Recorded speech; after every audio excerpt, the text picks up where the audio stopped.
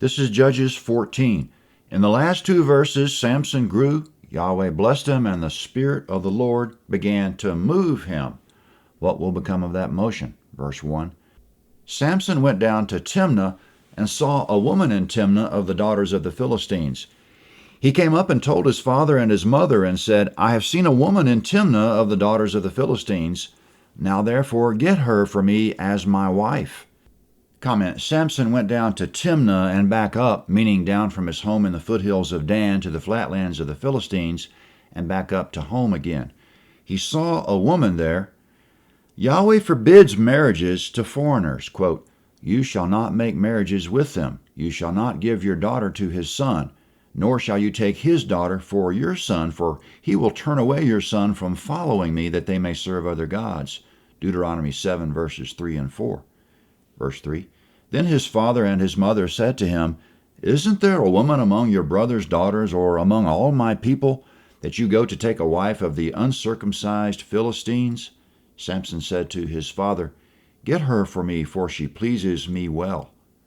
Comment, Samson's father suggesting this is a bad idea, but he's not insisting. Either he doesn't know the law or he's not totally committed to it. But coming up, Samson's interest in this woman is actually from God. It's not scriptural, but it is from God. Verse 4. But his father and his mother didn't know that it was of Yahweh, for he saw an occasion against the Philistines. Comment, it was Yahweh. If Samson and his family had known the word of Yahweh and were committed to following it, Yahweh would have blessed them in every way, Deuteronomy 28:6. They wouldn't have missed out on anything, but in this case, Yahweh is even working through their ignorance or disobedience, whichever it is. This is the sort of thing that keeps us humble. A well-meaning Israelite neighbor might have told the family, it's not God's will for you to pursue this woman, and that neighbor would have been correct according to the letter of the law, but the neighbor would have been wrong in this case. This thing was of Yahweh. Verse 5. Then Samson went down to Timnah with his father and his mother, and came to the vineyards of Timnah. And behold, a young lion roared at him. Yahweh's Spirit came mightily on him, and he tore him as he would have torn a young goat. And he had nothing in his hand, but he didn't tell his father or his mother what he had done. Comment, Samson and his parents were on the road to Timnah to check on this young Philistine woman. A lion roared at Samson at the vineyards on the outskirts of town. The lion was off the path, as we find out in verse 8, maybe behind some of the vines. The parents probably started running away, but the Spirit of the Lord came on Samson to defend his parents, for one thing, and he ran at the lion. He killed it, but he didn't tell his parents. He tore it like it was a young goat. In other words, he killed it easily. This is the first evidence of Samson's incredible strength, and that strength, of course, is a concrete manifestation of the power of God, which God's able to bestow on men, whether it be physical or spiritual power. In this case, it was physical. But you and I will need spiritual power to defeat Satan, who, quote, walks about like a roaring lion, seeking whom he may devour, end quote. Satan is no match for God in us. He's like a lamb in our hands. Luke 10:19, quote, behold, I give you authority to tread on serpents and scorpions and over all the power of the enemy. Nothing will in any way hurt you, end quote. Now coming up, they continue the trip to Timnah, verse 7. He went down and talked with the woman, and she pleased Samson well. Comment, that was the first trip to Timnah.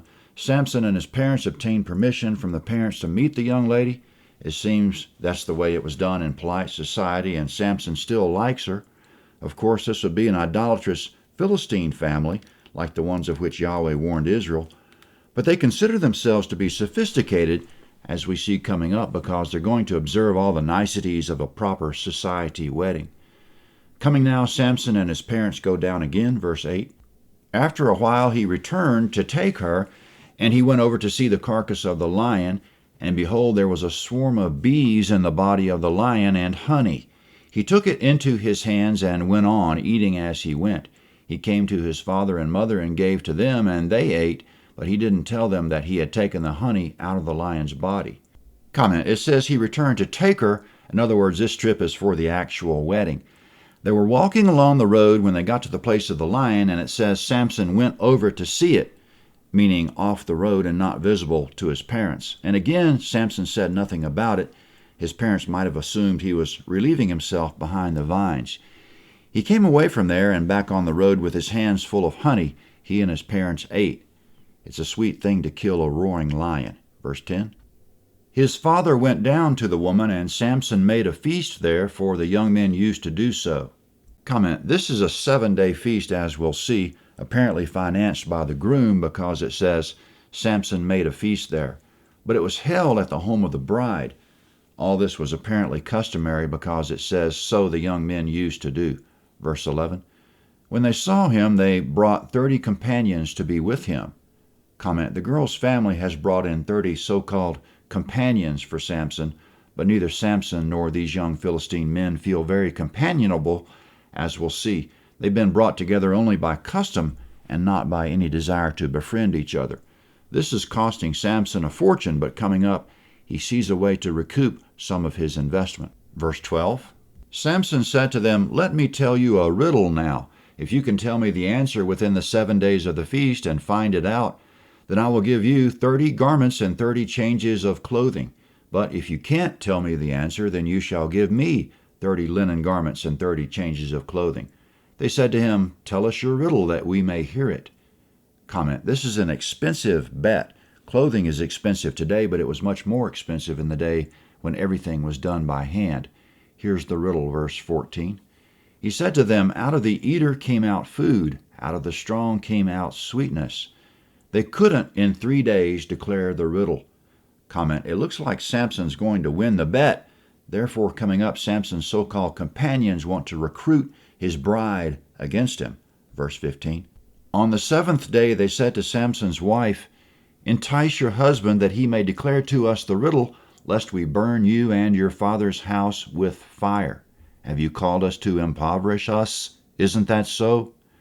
Comment, everything's polite on the surface, but there's ruthless violence underneath. They're offering the bride a deal she can't refuse. They've told her in all seriousness, find out the riddle or you die, you and your family.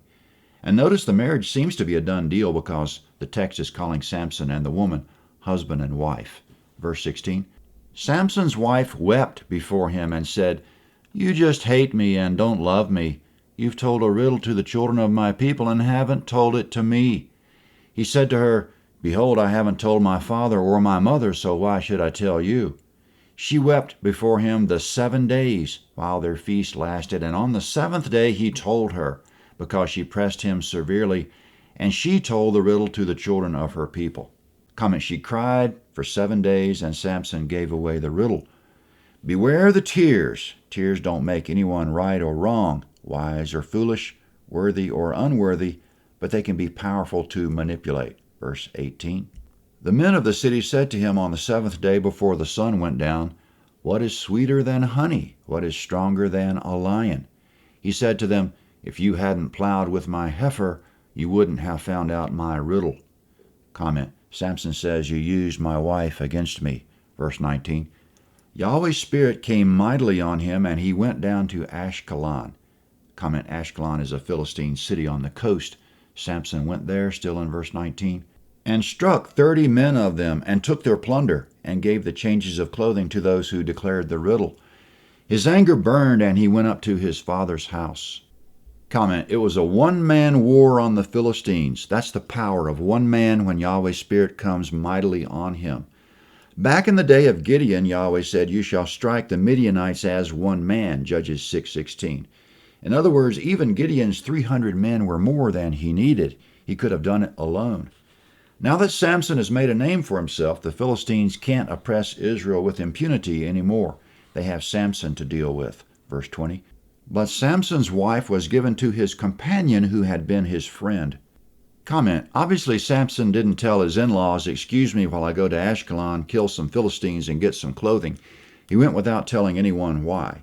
And during his absence, the in-laws gave the wife to his friend, meaning to one of the Philistines' so-called companions at the wedding.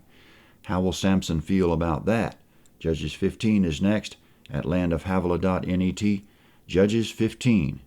This is a map of Judges 14. For reference, the Dead Sea is 10 miles across at the widest point. Samson lived in the foothills of the territory of Dan, about here. He went down to Timnah for the wedding. Timnah is thought to be here. He went over to Ashkelon to kill 30 Philistines, exactly here. Judges 15 is next.